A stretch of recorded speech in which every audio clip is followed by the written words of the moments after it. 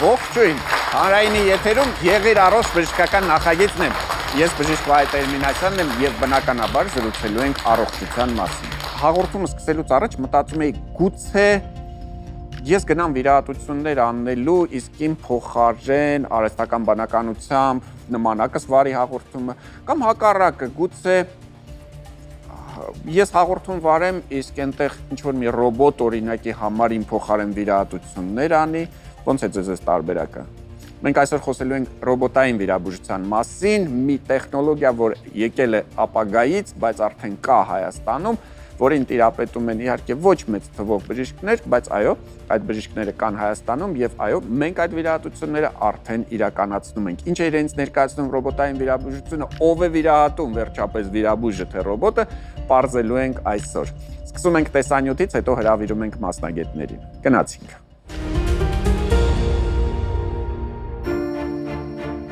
1495 թվական հանճարեղ Լեոնարդո դա Վինչին նախագծում է մեխանիկական ասպետին,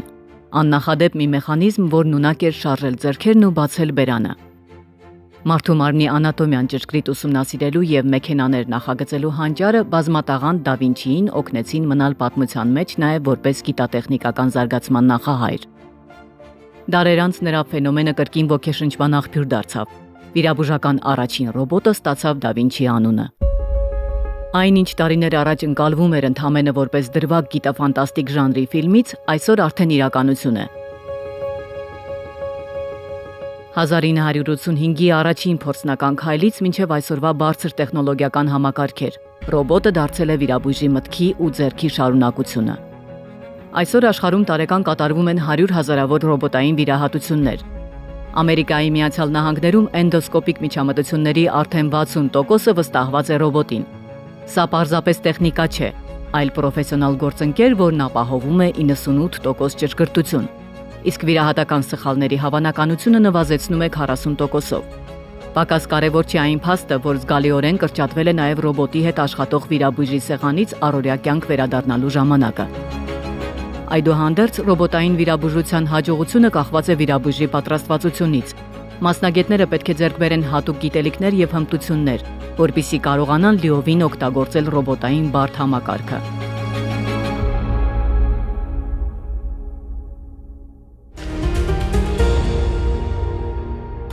Եվ այսպես հարգելի հեռուստատողներ, ներկայացնեմ իմ այսօրվա առաջին հյուրերին, իսկ առաջինի եթերում առաջիններն են։ Առաջին ռոբոտային թիմը ընդհանուր եւ լապարոսկոպիկ վիրաբույժ Լևոն Գրիգորյանը եւ ուրոլոգ Մեհեր Մխիթարյանը, երկու մասնագետներ, որոնք կատարել են ռոբոտային ընդհանուր վիրաբուժության եւ ռոբոտային ուրոլոգիական վիրաբուժության վիրահատությունները Հայաստանում։ Մի փոքր ավելացնեմ 3 մասնագետներ, ովքեր կատարել են առաջին ռոբոտային վիրաբուժությունները Հայաստանում։ Կա, երրորդը պահկված է, չգիտեմ։ Այսպես, միանգամից արդեն բացեցինք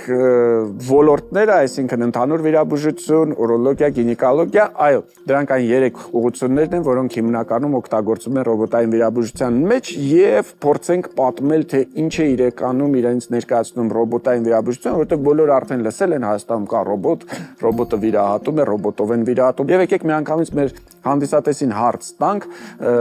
եւ այսպես փորձենք գնահատել եւ քվեարկել։ Արդյոք եթե դուք իմանաք, որ ձեզ վիրահատելու է ոչ թե վիրաբույժը, այլ ռոբոտը, դուք կգնաք այդ վիրահատությանը, այո թե ոչ։ Օրինակ դուք ինչ կպատասխանեիք։ Միանշանակ այո։ Միանշանակ դուք կգնաք, եթե ձեզ ռոբոտը վիրահատեր, ոչ թե վիրաբույժը։ Եթե ռոբոտը միջնորդավորված գրագետ վիրաբույժ է, ռոբոտը։ Ոչ, ռոբոտները չեն վիրահատում դեռ, ի ուրախություն մեզ։ Ահա։ Եվ մենք պետք է հանդիսատեսին էլ հանգստացնենք, որ ռոբոտները վիրահատում են միջնորդավորված մեր պես մասնագետների միջոցով։ Բժիշկ Մխիթարյան, միանշանակ, եթե վիրահատեր ինձ բարձրակարգ մասնագետ ռոբոտի միջոցով, ես կպարկեի դանակի տակ, բայց եթե ռոբոտը վիրահատեր, ամենևին չի վստահի դեռ, որովհետև կարծեմ, թե դեռ չկա աշխարհում նմանատիպ ռոբոտներ, որոնք կարող են իրենք վիրահատել, որովհետև դեռ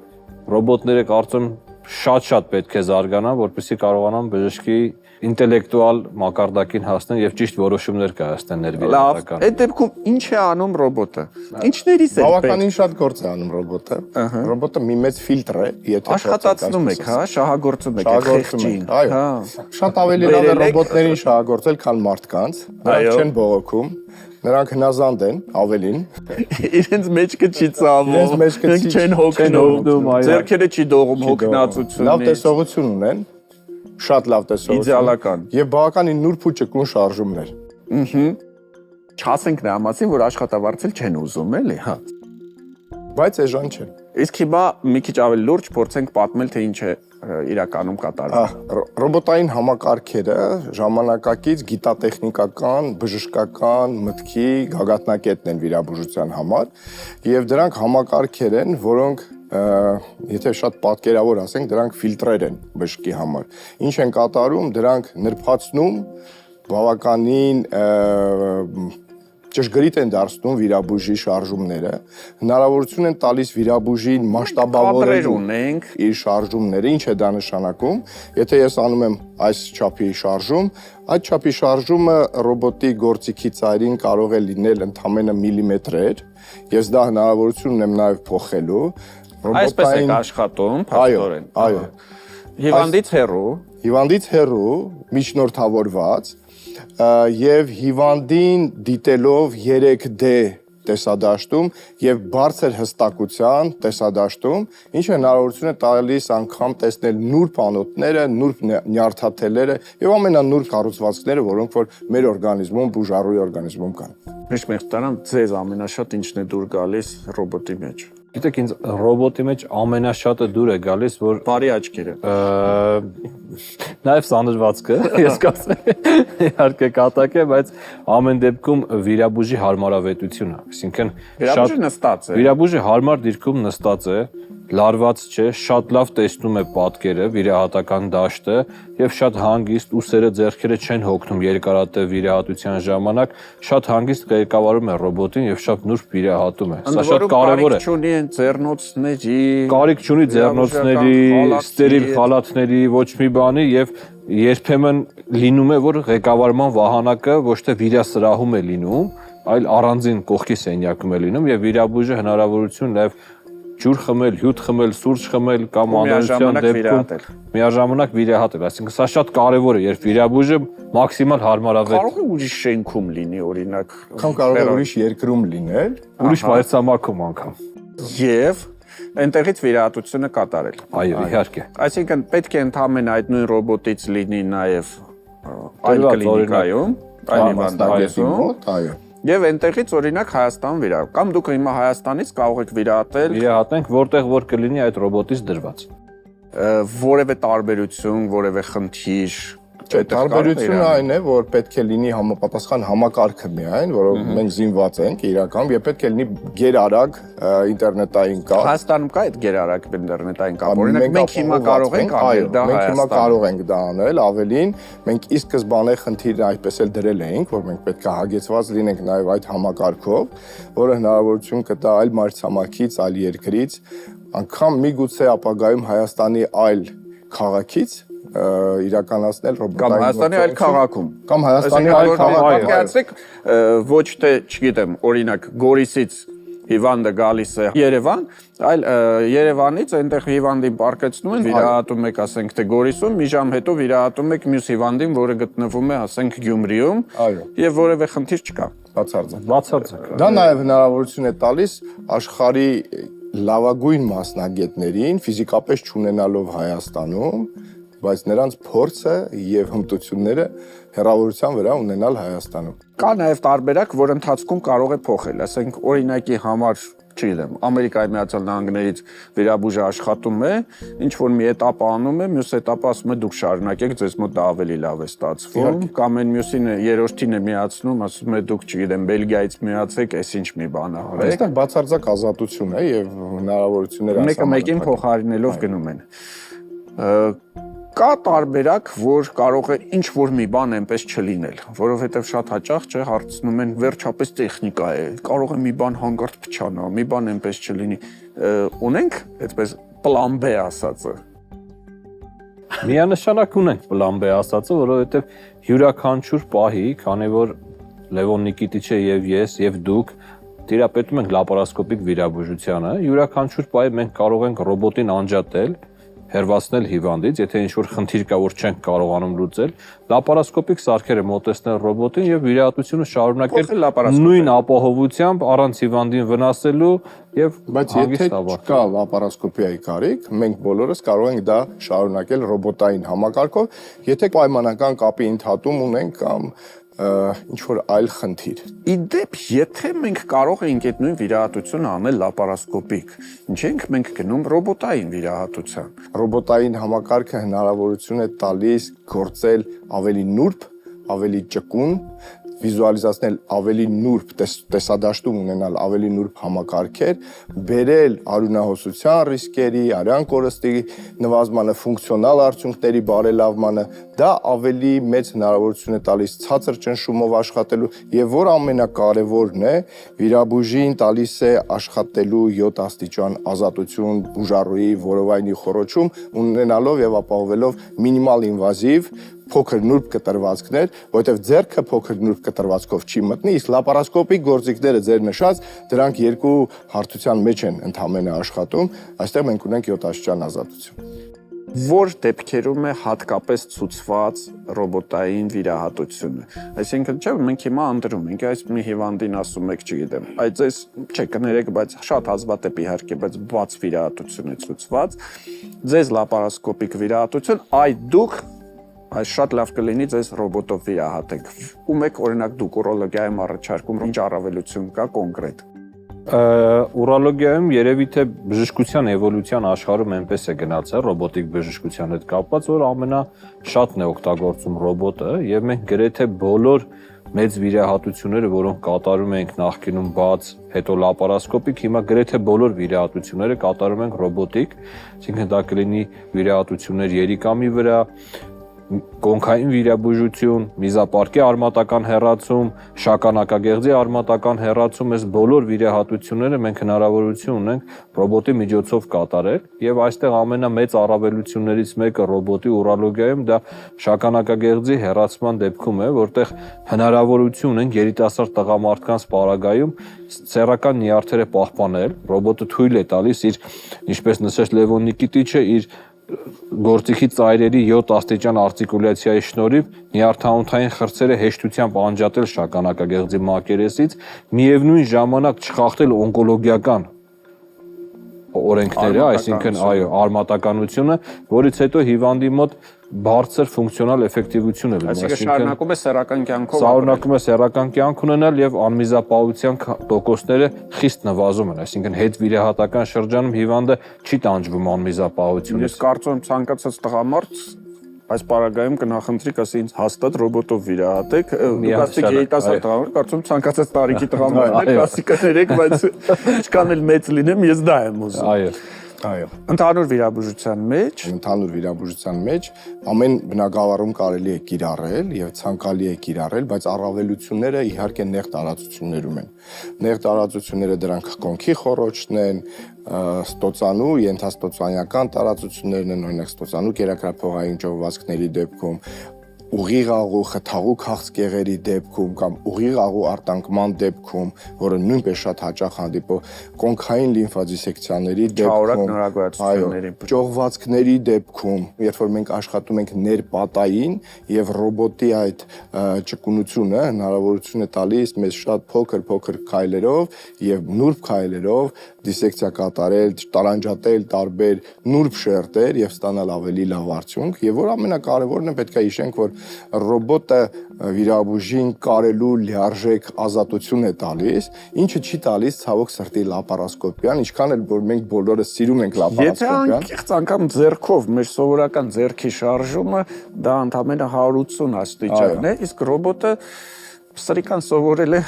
360 աստիճան պտտում է իր ձեռքը, ոնց փորձում եմ իմը չի ստացվում։ Դա համար ասում ենք լավ, թող ինքը կարի իր մոտ ավելի լավ է։ Բայց ռոբոտը իր վիզուալիզացիայի եւ նուրբ շարժումներով հնարավորություն է տալիս հատկապես օնկոլոգիայում իրականացնել շատ հստակ դիսեկցիաներ եւ շատ հստակ ռեկոնստրուկցիաներ, կարելու վերականգնելու գործընթացներ։ Այնպես որ այն կիրառելի է բացարձակապես բոլոր շրջաններում, եթե բժիշկը, վիրաբույժը, գինեկոլոգը կամ ուրոլոգը դրան տիրապետում է։ Իրականում մի թեթև ավելացնեմ, նույնը կարող ենք ասել գինեկոլոգիայի մասին, որտեղ եւ չարորակ նորագոյացությունների պարագայում է ռոբոտը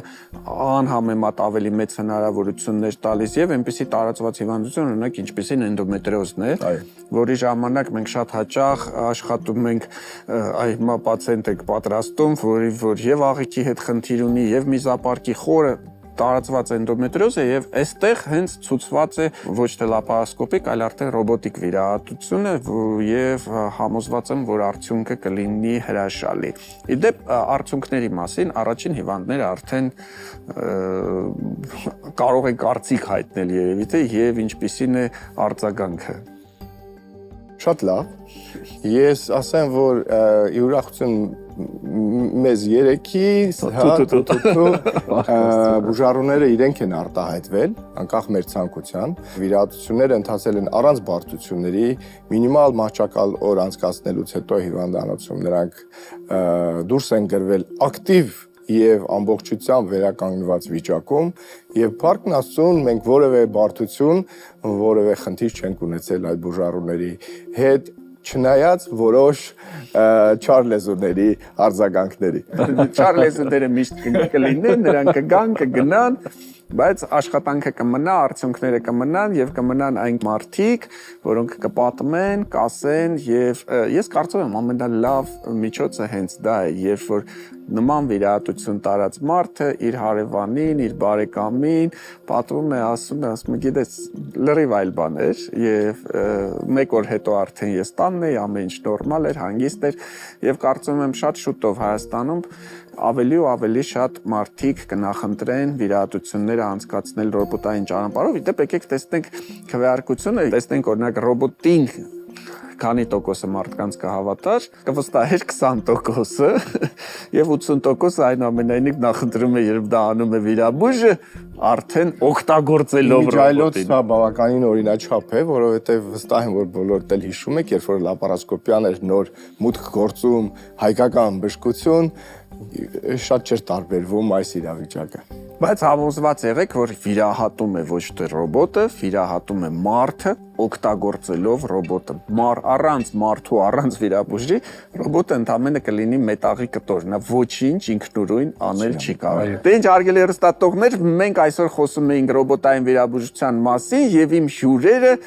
առաջին Հայաստանի ռոբոտային թիմն է, մարդիկ, որոնք իրականացրեցին, ես էլ հետներս ենք, երեքով իրականացրեցինք մեկ օրվա մեջ 3 առաջին ռոբոտային վիրահատությունները, ինչի համար իհարկե շատ ուրախ ենք։ Դրանք կլինեն հարյուրավոր, հազարավոր, ու մենք սա հետո կդիտենք որպես պատմական կադրեր։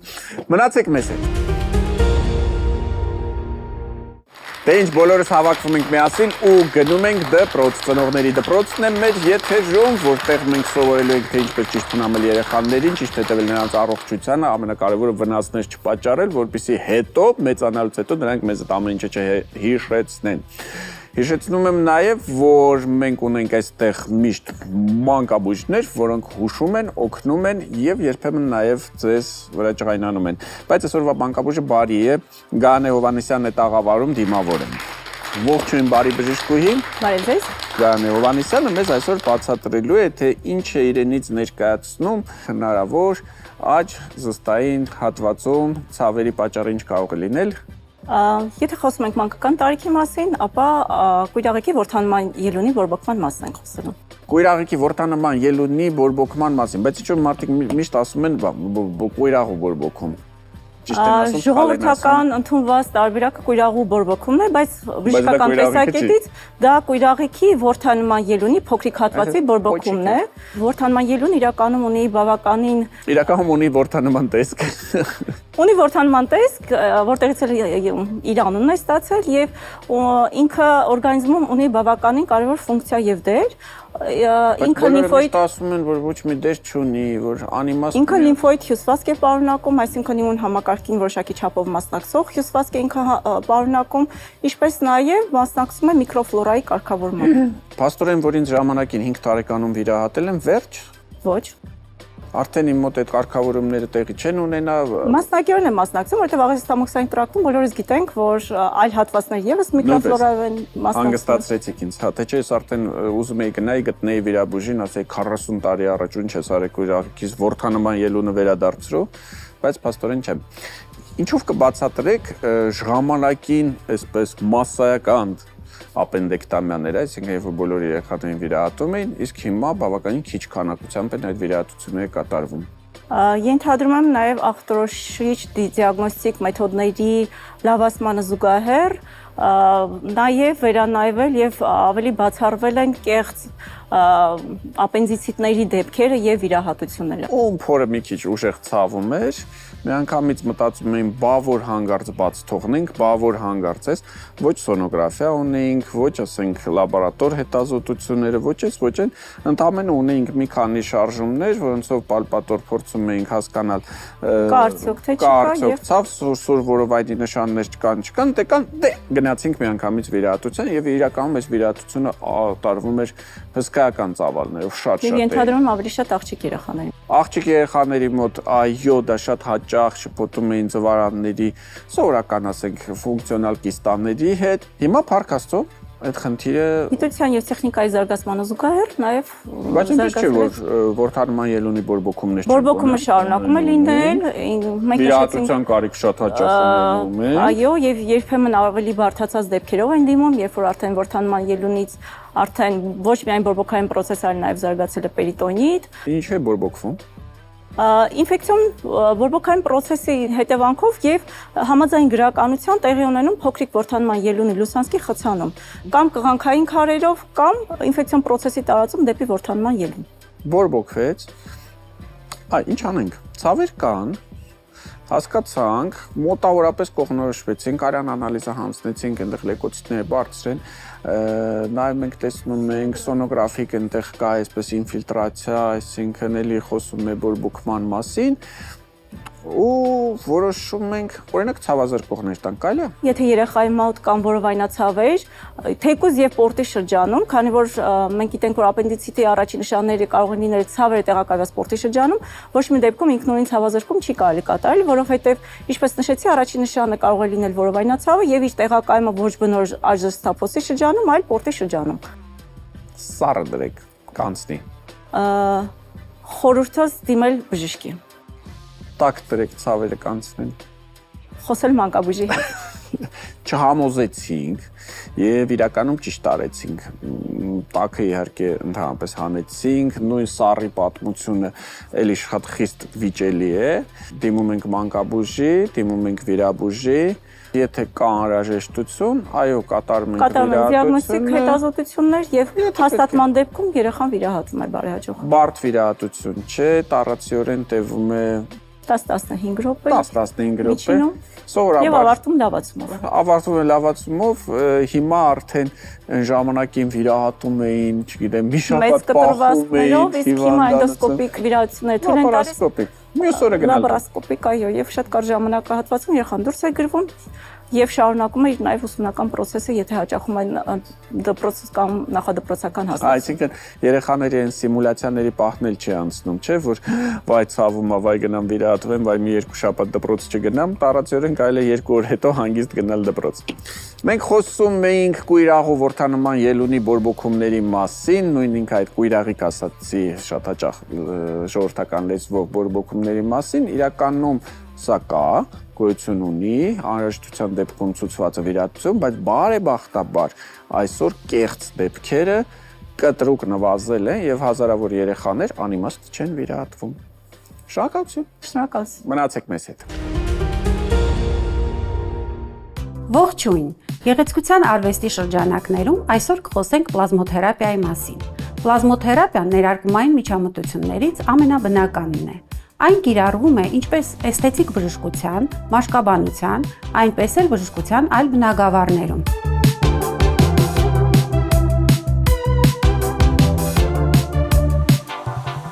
Նպատակը մաշկի երիտասարդացումն է, վերականգնումը, մաշկի թաքնված պահուստների ներգրավման եւ վերականգնման միջոցով։ Տարիքին զուգընթաց մաշկի բջիջներում տեղի են ունենում նյութափոխանակության եւ վերականգնման գործընթացների թուլացում, ինչի հետևանքով դիտվում է մաշկի առածգականության նվազում, բարակում, չորություն, ի հայտ են գալիս կնճիռներ, գերգունակային բծեր, անառողջ գույն։ Այսպիսով, պլազմոթերապիան ցուցված է ծերացող մաշկի դեպքում, դիմաշարժական կնճիռների դեպքում, մաշկի չորության, մազաթափության, սպիների, հղիազոլերի, քիմիական պիլինգների, լազերային միջամտությունների հետևանքով վնասված մաշկի դեպքում։ Կիրառվում է այցելուի տրոմբոցիտներով հարուր շիճուկը, որը պարունակում է կենսաբանական ակտիվ նյութեր, աճի գործոններ, որոնք կանոնակարգում են վերականգնման գործընթացները։ Միջամտությունից առաջ ցավազրկման նպատակով կարելի է կիրառել ցավազրկող նրբաքսուկներ։ Միջամտությունը կողմնակի երևույթներ, վերականգնման շրջան գրեթե չունի։ Երբեմն ներարկման տեղերում երևում են կետիկներ, որոնք շատ արագ անցնում են։ Միջամտության պարբերականությունը եւ քանակը անհատական է եւ որոշվում է բժշկի կողմից, պայմանավորված տվյալ դեպքով։ Միջամտությունից անմիջապես հետո այցելուն կարող է անցնել իր առօրյա գործերին։ Արդյունքը նկատելի է մոտ 1 շաբաթ անց եւ պահպանվում է ամիսների ընթացքում։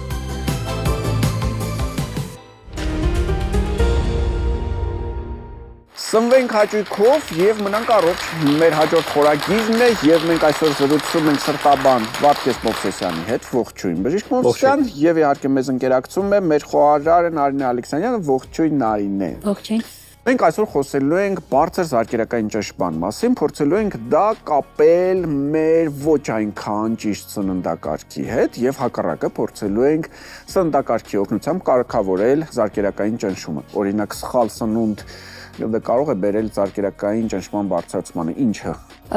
Օրինակ աղի շատ օգտագործումը։ Աղի շատ օգտագործումը, բժիշկ Մովսեսյան համաձայն։ Միանշանակ առաջին պատճառներից մեկն է զարկերակային բարձր ճնշման, սննդային։ 1-0։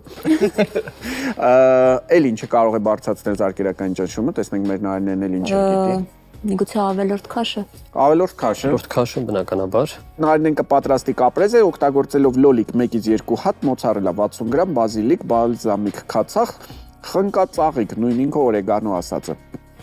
Եվ ուրեմն փորձենք հասկանալ կապ ունի մեր օգտագործած սնունդը եւ մեր զարկերակային ճնշումը։ Զարկերակային ճնշման բարձրացման սկզբնական շրջաններում իհարկե մեծ դեր ունի կենսակերպը եւ սննդի չափից շատ օգտագործումը եւ սխալ սննդատեսակների գերօգտագործումը սննդակարգում եւ իհարկե նաեւ пассив ֆիզիկական ակտիվությունը եւ անառողջ ապրելակերպը համընդհանուր միասին կարող են բերել զարկերակային բարձր ճնշման։ Այսինքն եթե մենք անառողջ սնունդ ենք ուտում, նստում կամ պարկում ու հետո զարմանում ենք, վայ ճնշումս լավ չի բարձրանում է ճնշումը, զարմանալու ոչինչ իրականում չկա։ Երբ բուժառուն առաջին անգամ դիմում է եւ ունենք դեռևս սահմանային թվեր, ունենք բարձրացած զարկերակային ճնշում, բայց դեռ ոչ զարկերակային հիպերտենզիա, այսինքն մինչև 130 սիստոլիկ զարկերակային ճնշման մասին է խոսքը, այս փուլերում բարձր թիվը։ Այո, մենք այս փուլերում սկսում ենք սննդակարգի շտկումից եւ կենսակերպի փոփոխությունից, եթե առաջիկա 1 ամսվա ընթացքում մենք չենք ունենում դրական տեղաշարժ, ապա այս դեպքում ավելանում են հակահիպերտենզիվ պրեպարատները եւ դեղորայքային պրեպարատներն ենք շարունակում եւ նաեւ իհարկե առողջ ապրելակերպը։ Այսինքն հնարավոր է իրականում գոնե սկզբնական ժամանակահատվածում սննդակարգով եւ ապրելակերպով կարգավորել զարկերակային ճնշումը։ Իհարկե հնարավոր է, որովհետեւ մենք ինչ տարիքի մարդու մասին ենք խոսում։ Տեսեք, զարկերակային հիպերտենզիան տարիք որպես այդպեսին չի ճանաչում եւ կարող ենք ունենալ երիտասարդ բուժառուներ, որոնք արդեն ունեն զարկերակային գերճնշում, որովհետեւ պատճառը մեծամասամբ 90% դեպքերում հայտնի չէ։ Եթե բուժառուի մոտ կա արդեն ավելորդ քաշ, մենք սկզբնական շրջանում խորհուրդ ենք տալիս իջեցնել քաշը, եթե կան վատ սովորություններ, ծխախոտի օգտագործում կամ կերակրի աղի չափից ավել 5 գրամից ավել օգտագործում, խորհուրդ ենք տալիս շտկել այս սովորությունները, բայց եթե ունենք նորմալ քաշ, առողջ ապրելակերպ, բայց արդեն կա զարկերակային գերճնշում, ապա այս դեպքում աներկբա է զարկերակային հիպերտենզիայի բուժման համար նշանակվող պրեպարատների ընդունումը։ Իդեպ, եթե դուք պնդում եք, որ ավելորդ քաշը նպաստում է զարկերակային ճնշման բարձրացմանը։ Այդ դեպքում եկեք գանք հակառակ ուղղությամբ։ Իսկ եթե մենք սկսում ենք նվազեցնել քաշը, օրինակ կարող ենք ասել, չգիտեմ, ամեն 1 կիլոգրամը կամ 5 կիլոգրամը կամ 10 կիլոգրամով քաշը նվազեցնելու պարագայում ինչքանով կիջնի ճնշումը։ Կա այդպիսի համադրություն։ Կա այդպիսի հետազոտություն ըստ Եվրոպայի սրտաբանների ասոցիացիայի հրապարակված տեղեկատվության յուրաքանչյուր 10 կիլոգրամով քաշի նվազեցումը բերում է 10 մմ սնդիկի սյունով սիստոլիկ, այսինքն վերևի ճնշման նվազմանը, այսինքն կարող ենք դիտարկել, որ այսինքն եթե 100 կիլոգրամ էր քաշը ու ճնշումը 130 էր, դառավ 90, ճնշումն էլ կիջնի 120։ Կիջնի 120 հնարավոր է մինչև 120 ունենանք, այո։ Եթե չեն պահում սննդակարգը, բնականաբար խնդիր է, որովհետև կան բուժառուներ, ովքեր նշում են, ես չեմ ուտում, բայց հավաքում ավելորդ քաշ, սա իրականության հետ աղերս չունի։ Սուրճի օգտագործումը դրական ազդեցություն ունի զարկերակային ճնշման վրա, եթե այն օգտագործվում է չափավոր, այսինքն օրական մինչև 3 բաժակ սուրճը, բայց խոսքը վերաբերում է աղացած հատիկ սուրճին եւ ոչ թե լուծվող սուրճերին, որոնց մեջ օգտագործվում են սուրճի փոխարինչներ։ Հիմա գիտեք ինչքան սուրճ սիրող մարդիկ են կողքիններին ասում են, տեսար, բա որ ասում է, էս էլ սրտաբաններ։ Ես ձեր ուզած ասում եք մի խմի այդ սուրճը, ասում է ճնշման վրա բարձրացնում է։ Այո, նաև կա հետազոտություն Ամերիկյան սրտի ասոցիացիայի հրապարակած, որ այն բուժառուները, ովքեր ունեն շողացող արիթմիա, օրական 2 բաժակ սուրճի ընդունումը հաստատված կերպով նվազեցնում է հոսպիտալիզացիաների քանակը։ Թեյը ճնշման վրա ազդեցությունը, դե ամեն դեպքում կոֆեինի պարունակությունը թեյի մեջ ավելի բարձր է եւ կարող ենք ասել, եթե խոսքը սև թեյի մասին է, այն կարող է մի փոքր ավելի բարձրացնել ճնշումը։ Այսինքն եթե մենք ունենք թեյի եւ սուրճի մեջ ընտրություն, գնանք դեպի սուրճը։ Այո։ Եթե չունենք տնային պայմաններում դեղորայք կամ դեռևս չենք ուզում դեղորայք ընդունել, մեր ավանդական հանքային ջուր, լիմոն, մածուն, այս խառնուրդը Եթե դիտարկենք այս 3 մթերքները, որը ունի ավելի ուժեղ ճնշում իջեցնող էֆեկտ, բնականաբար առաջին տեղում կասենք թանը, որովհետև պարունակում է կաթնաթթվային բակտերիաներ, կալցիում եւ որոնք կարող են բերել ճնշման իջեցմանը։ Ինչ վերաբերում է լիմոն եւ ջերմուկ համադրությանը, իհարկե լիմոնը ավելի կարող է իջեցնել ճնշումը, որովհետև բնականաբար պարունակում է հակաօքսիդանտներ, կիտրոնաթթու եւ սա կարող է որոշ կարճաժամկետ էֆեկտ թողնել, բայց երկարաժամկետ դրա վրա միանշանակ խորհուրդ չի տրվում։ Եթե մարդը օգտագործում է զարկերակային ճնշումը իջեցնող դեղամիջոցներ, նշանակում է, որ ամբողջ կյանքի ընթացքում պետք է շարունակի այս դեղամիջոցների օգտագործումը, թե կարող է, այսպես ասենք, մենք կարող ենք զարկերակային գերճնշումը բուժել ու ասել վերջ, դուք բուժված եք, այսուհետև դուք կարող եք դեղորայք չընդունել։ Ցավոք 90% դեպքերում, քանի որ հայտնի չի զարկերակային գերճնշման հիպերտենզիայի պատճառը, այս դեպքում բուժման համար նշանակվող պրեպարատները ընդունում ենք ամբողջ կյանքի ընթացքում, բայց իհարկե ժամանակ առ ժամանակ կատարում ենք շտկումներ, օրինակ կախված եղանակային փոփոխություններից կամ քաշի նվազեցման հետ մեկտեղ, երբ որ իջնում է զարկերակային ճնշումը, բնականաբար շտկում ենք նաև դոզան, որը ընդունում է բուժառուն։ Շնորհակալություն, հիշեցնեմ հարգելի հեռուստատողներ, որ մենք այսօր խոսում ենք զարկերակային գերճնշման մասին, մեր հյուրը սրտաբան Վարդգես Մովսեսյանն էր։ Ընդամենը այս 5-6 րոպեների ընթացքում մեր շեֆ խոհարարը պատրաստեց, ինչ պատրաստեց։ Կապրեզը պատրաստեց, որը կարող է իջեցնել զարկերակային ճնշումը։ Մթերքները, եթե եւս մեկ անգամ հնարավոր։ Լոլիկ, մոցարելլա, բազիլիկ, բալզամիկ քացախ, խնկածաղիկ, նույն ինքը օրեգանո։ Եթե պանիրը բնականաբար շատ աղի չէ, այս ընտրված է պանիր, որը քիչ աղ է պարունակում, կարող է որոշակիորեն նպաստել իհարկե ճնշման իջեցմանը, բայց սա կարող ենք ավելի շատ վայելել, երբ ունենք նորմալ զարկերակային ճնշում, երբ որ ամեն ինչ լավ է, երբ դուք առողջ եք, ապա դες պակասում է այսպիսի օգտակար ափսեն, անգամ նրանց համար ովքեր ունեն գերճնշում, նրանց համար ովքեր չունեն խնդիր, նրանք ովքեր ուզում են համեղ սնվել եւ մնալ առողջ։ Իդեպ Մարտվենն ասում էր, եթե ուզում եք լինել առողջ, միակ տարբերակը այն է, որ ուտեք այն ինչ որ ձեզ դուր չի գալիս, խմեք այն ինչ դուք չեք սիրում։ Մենք ապացուցում ենք հակառակը։ Սնունդը կարող է լինել համեղ եւ միաժամանակ օգտակար։ Մնացեք մեզ հետ։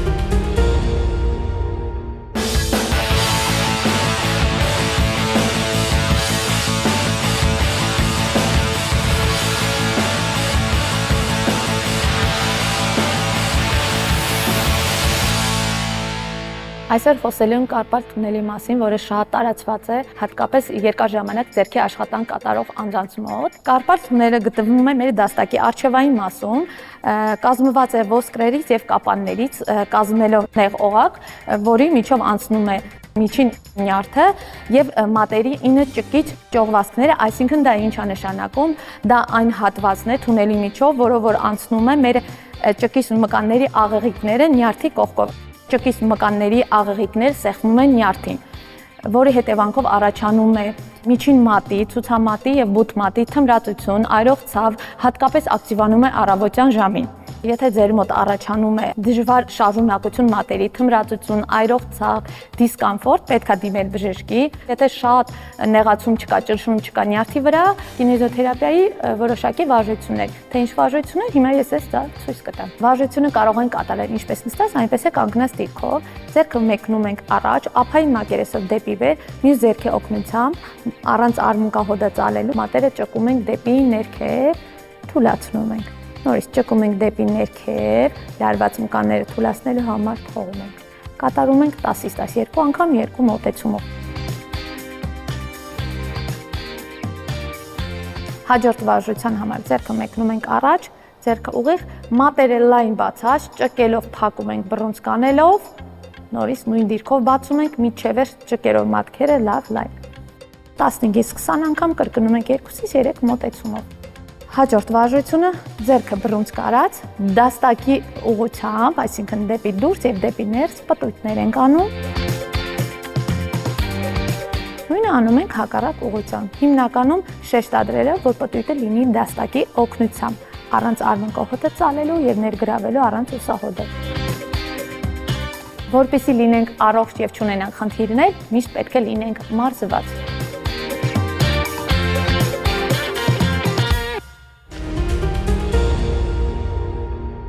Ամփոփեմ նաև այսօրվա հաղորդումը, հիշեցնեմ, որ մենք այսօր խոսում էինք ապագայից եկած տեխնոլոգիայի մասին, մենք խոսում էինք ռոբոտային վիրաբուժությունից, որը այսօր Հայաստանում արդեն իրականություն է։ Ամենաբարդ, ամենածանր դեպքերը այսօր կարելի է արդեն վիրահատել ռոբոտի օգնությամբ, ընդ որում դա կարելի է անել գտնվելով տարբեր քաղաքներում, տարբեր երկրներում, դա իսկապես արդեն ֆանտաստիկա չէ, դա իրողություն է եւ դրանից կարող են օգտվել մեր քաղաքացիները։ Իսկ մենք ամեն ինչ կանենք, որպեսզի դուք լինեք առողջ ու պահպանեք ձեր առողջությունը։ Եղիր առողջ, կհանդիպենք։